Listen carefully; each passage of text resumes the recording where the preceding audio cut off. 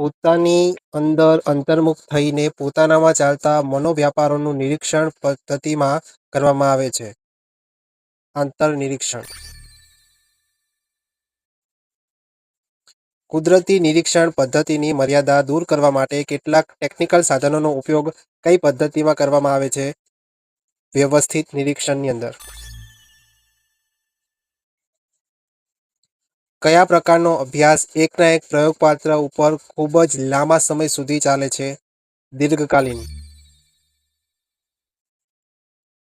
કઈ અભ્યાસ પદ્ધતિમાં વ્યક્તિના ભૂતકાળ અને વર્તમાનના અભ્યાસ પરથી ભવિષ્ય વિશે માર્ગદર્શન આપવામાં આવે છે? વ્યક્તિ ઇતિહાસની અંદર. રૂબરૂ મુલાકાત કઈ અભ્યાસ પદ્ધતિમાં લેવામાં આવે છે? મુલાકાત. કસોટીના સંચાલનની એકવિધતા શું કહેવાય છે? પ્રમાણિકતા. મનોવૈજ્ઞાનિક કસોટીના પરિણામોની સાતત્યતા એટલે શું? વિશ્વસનીયતા. સંશોધનના કોઈપણ પ્રકારના પૂર્વગ્રહ, મનોવલણ રહિત મૂલ્યાંકનને શું કહેવાય છે? વસ્તુલક્ષિતા.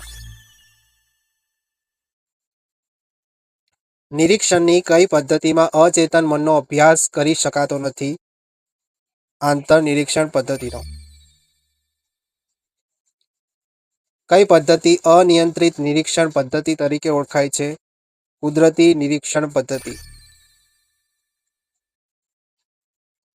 કોઈ પ્રદેશમાં થયેલ પૂર પ્રકોપનું નિરીક્ષણ કરવા કઈ પદ્ધતિનો ઉપયોગ થાય છે? ક્ષેત્ર નિરીક્ષણ પદ્ધતિનો.